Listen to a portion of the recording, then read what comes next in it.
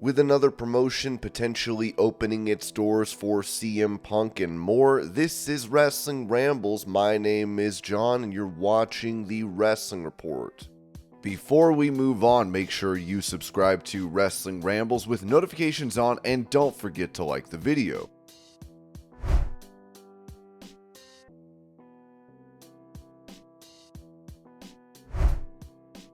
On the Backstage Report podcast, Sean Ross Sapp of Fightful noted this regarding the WWE locker room, saying, "I haven't heard any passive-aggressive stuff or anything like that, but I don't really hear anything like that out of WWE. Everything I hear about in WWE is it's a pretty good locker room, especially over the last year and a half. Like, I don't hear of fights or big verbal arguments, at least not the last couple of years." Ringside News added, "It was noted that the last time someone had an attitude in the company was Charlie Caruso. Stories of backstage heat on her came out during her time with the company, and she has since spoken about that situation."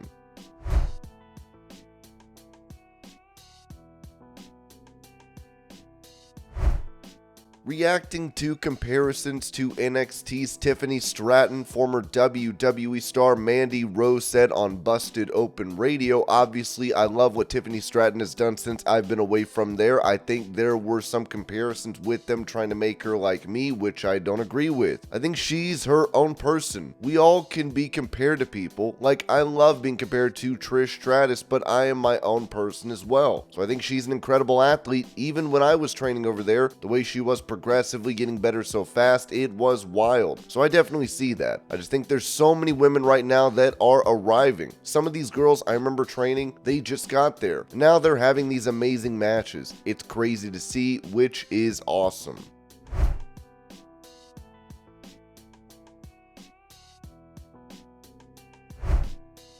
Asked about a poll from back in 2021, which indicated that 46% of American adults would support him for President of the United States, The Rock said on Trevor Noah's podcast. "That was an interesting poll that occurred, and I was genuinely touched by it. I was truly astonished and felt honored. Let me share this tidbit with you. Towards the end of 2022, I received visits from political parties inquiring about my potential candidacy and ability to run. It was a big deal, and it came out of the blue. It was one after the other, and they brought up that poll. And they also brought up their own deep dive research that would prove that should I ever go down that road, I'd be a real contender. It was all very surreal because that's never been my goal. My goal has never been to be in politics. As a matter of fact, there's a lot about politics that I hate."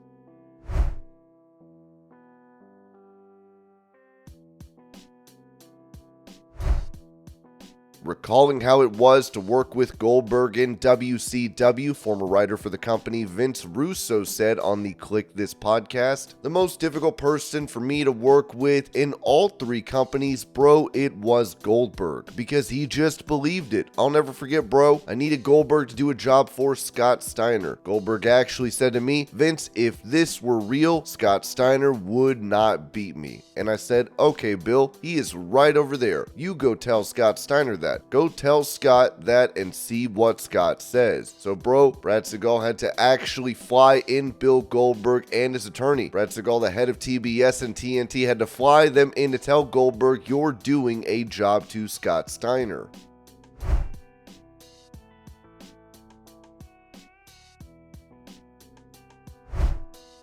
Mentioning how New Japan star Hikuleo was in talks with WWE back in 2018 and nearly left the company, it was said by Fightful that the former NJPW Strong Openweight champion said the loser leaves Japan match at New York's Dash was interesting because the rumors of outside interest that Fightful reported added more value to the match. Hikuleo did confirm Fightful's report that there was talk about him possibly going to the WWE. He did confirm that there were talks with WWE, and he said they weighed their options about potentially leaving NJPW. However, he feels like they are supposed to be where they are. When he saw the rumors of WWE interest online, he was checking his phone to make sure he hadn't told anyone he shouldn't have told. Sapp indicated to Hikuleo that WWE sources actually informed him.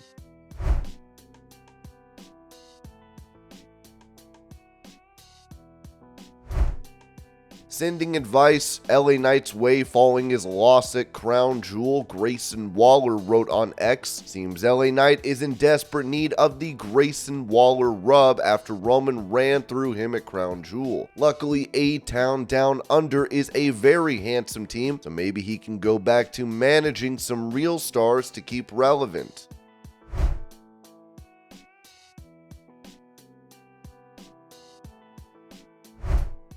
For more details on previous reports of LA Knight having backstage heat in WWE, Sean Ross Sapp of Fightful noted that, I was asked what was up with heat on LA Knight. I was told it was about some disagreement about how much merch was brought to some of the overseas shows, because not a lot was brought over. I was told that was it, and that's what led to that particular story. Ringside News added, it was also noted that when Sean Sapp reported on LA Knight's strong merchandise sales, one WWE talent reportedly asked him, did he leak that to you? It was then denied that LA Knight leaked that news. It was also reported by BWE that everybody loves LA Knight in WWE. We will have to see if more stories about his supposed backstage heat surface, but LA Knight is still going strong with a lot of momentum.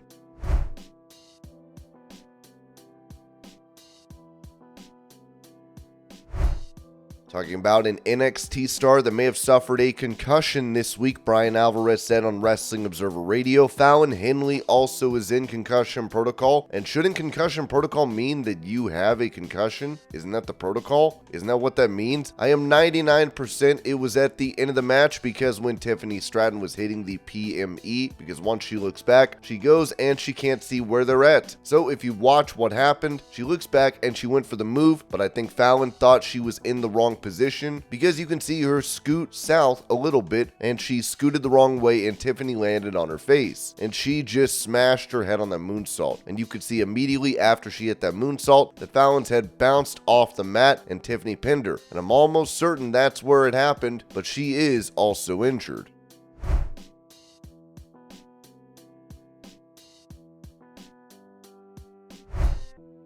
After some speculation recently, it seems a star is no longer with All Elite Wrestling. As Ringside News writes, AEW's roster has seen a few changes over the last few months. Tony Khan's 5 hours of weekly television programming only has so much room for talent. Recent social media activity from one talent in particular stirred some intrigue. Now, the company has removed the Bunny from their official roster page. Fans noticed a change in the Bunny's Instagram bio, where her affiliation with AEW seemed to have vanished. Despite this, no official response or statement has been issued on the matter, leaving questions about her status with the company. As it stands, AEW has now removed the Bunny from their official roster page, suggesting that she is no longer a part of the organization. The timing of this development adds an interesting layer to the situation. The Bunny recently launched her own OnlyFans page. We can only imagine that subscriptions are pouring in. While her subscription figures remain undisclosed at this time, her popularity and the success of others on OnlyFans imply a potential positive outcome. The Bunny's most recent match for AEW dates back to September 6th, when she participated in an episode of Rampage. In this match, she teamed up with Anna Jay, Taya Valkyrie, and others against Dr. Britt Baker DMD, Hikaru Shida, and Sky Blue.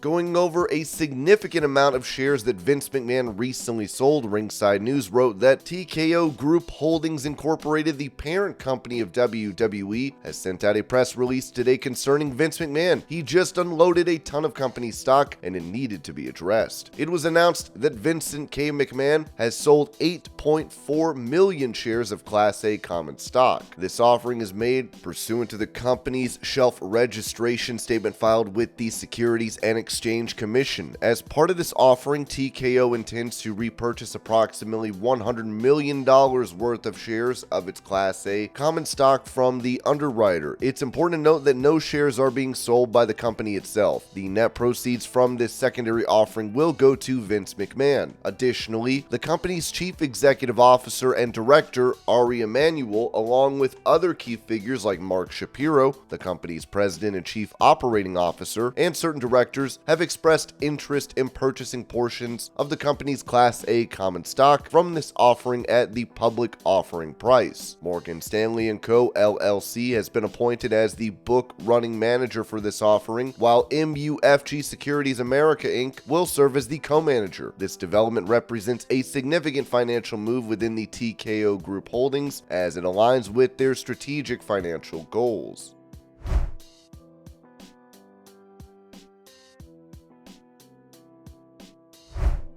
Speaking about the possibility of big names coming over to New Japan Pro Wrestling in the near future, Booker for NJPW Strong Rocky Romero told Fightful, "You never know. I think that obviously we didn't really get to do many crossovers when Punk was with AEW. There was supposed to be that Tanahashi Punk match that never happened, so I think Punk coming and doing a Wrestle Kingdom or a big show like that could be great for our product. Obviously, getting fresh eyes and everything that he brings to it, merchandise and everything else, so I wouldn't be opposed to it at all. I know Tony Khan pretty well. I feel like I would probably give him the heads up like, hey, this is what's going on, but I don't think he would have much to say about it. I mean, obviously, it's another company. He doesn't own New Japan, and obviously, even though we have a great partnership, I think it's fine. I think he'd be cool. I think he'd be cool with it. I think AEW would be cool with it. You know, I don't think so. I think it'd be cool." And this was your pro wrestling news update. I hope you're all having a great day. Thank you so much for watching, and I will see y'all later.